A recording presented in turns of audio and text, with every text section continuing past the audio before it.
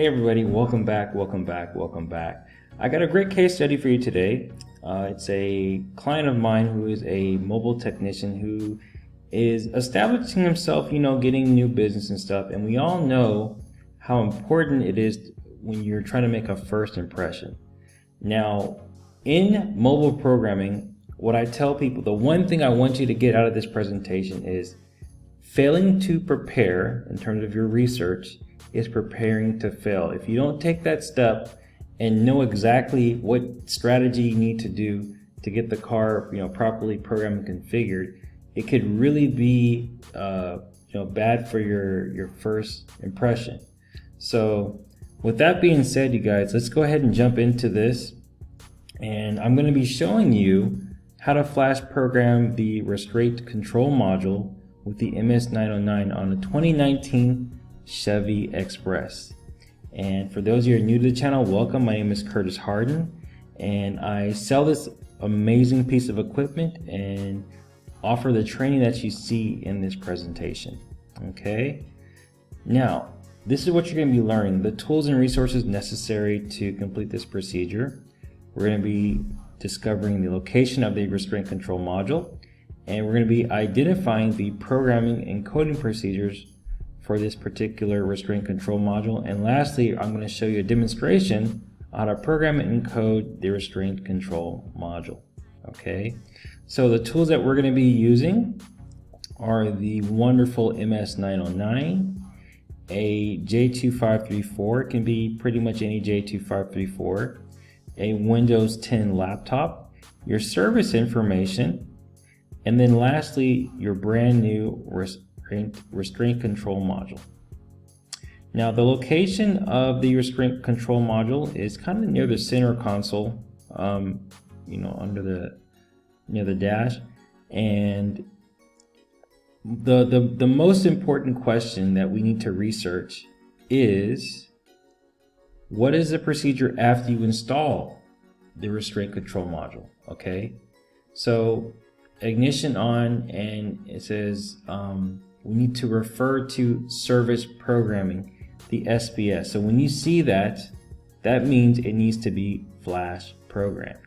Okay, and then the coding procedure, I'm just gonna put it in bold. It's to set up the SDM part number in the BCM. So that's a special function that we need to look on the Autel first, and then the next one will be configure the new module. That's the other special function that we need to look for. All right, so set up the SDM part number and configure the new module.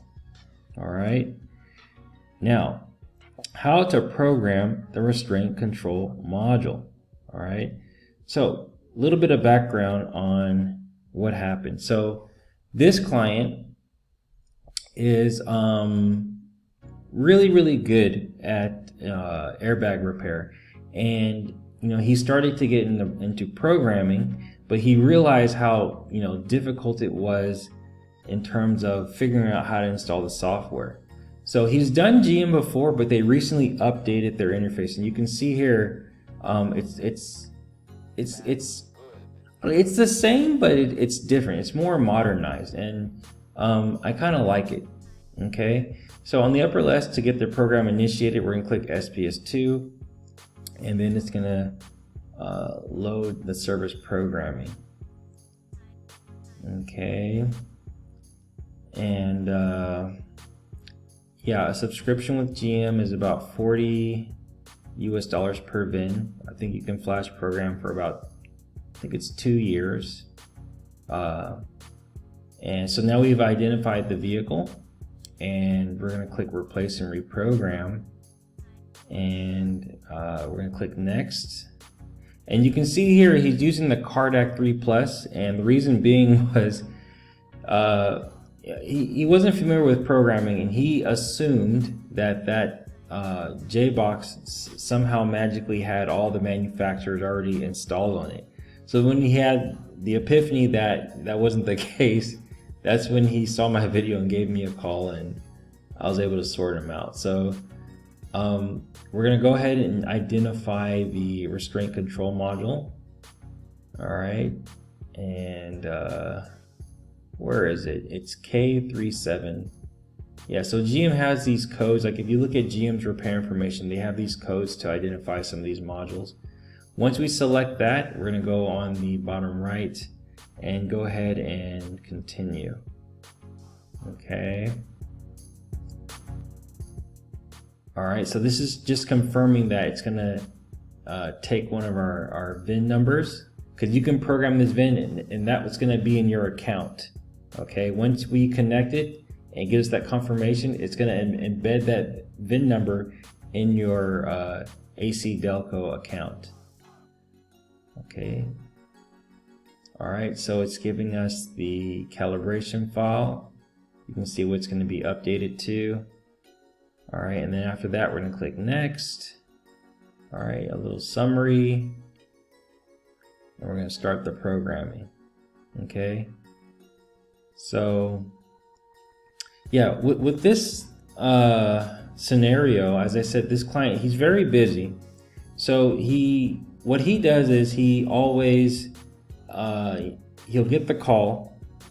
Client says, I need, this program. And he just goes to the client. And I told him, I said, look, if you do this, there's going to be chances where you are going to get to the vehicle and you're not going to know exactly what needs to be done. So he does a lot of he works for a lot of companies that do auto body repair. Some things need to be programmed, some things need to be let's say calibrated with an ADAS calibration, and I said, if you are guessing, that's gonna not make you look good. I mean, the client can look in your face and see you don't know what's going on, and you're gonna see that here. So after we are finishing up the programming, all right, we're gonna let it do its thing. It's almost done.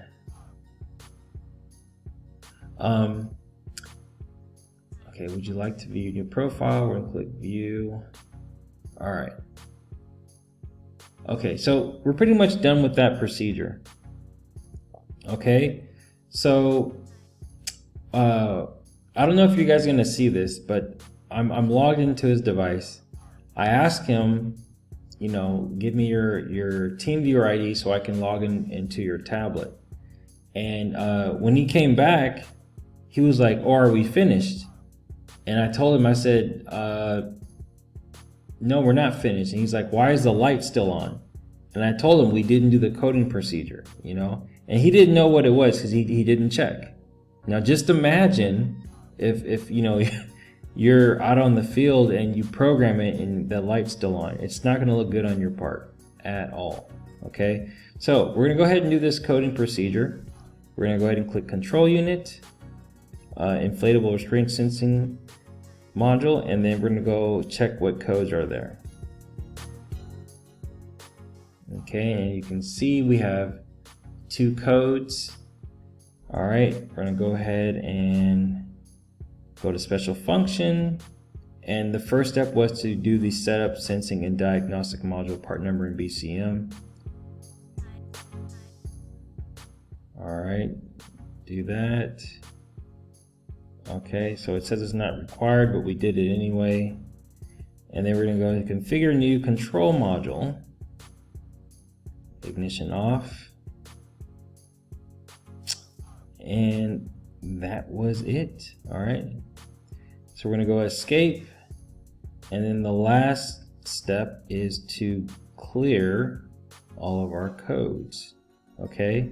Now, since he caters to the auto body repair industry, I always tell people to document everything. Okay, make sure you document everything.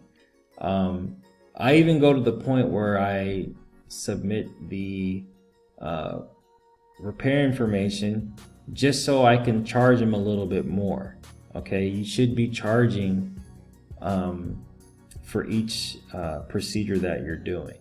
Okay, so once we do that, we can go ahead and do quick erase, and we got no faults. All right, that's what I like. Got a safe car. Okay, so things to remember, guys. In programming, Failing to prepare is preparing to fail. You have to do your research, okay? Take the time and do your research when it comes to programming. And that's what I put on number 2. Always check your repair information for programming coding procedures, okay? There's sometimes if you replace a body control module, if you don't, put the key into the center console, that car is not going to start. But if you're new and you won't know that unless you read up and check on it, okay? If you're working with insurance companies, learn how to charge per procedure, okay? So that's another benefit of taking time to do that, because I mean, I would do that. I want to be, using my time wisely.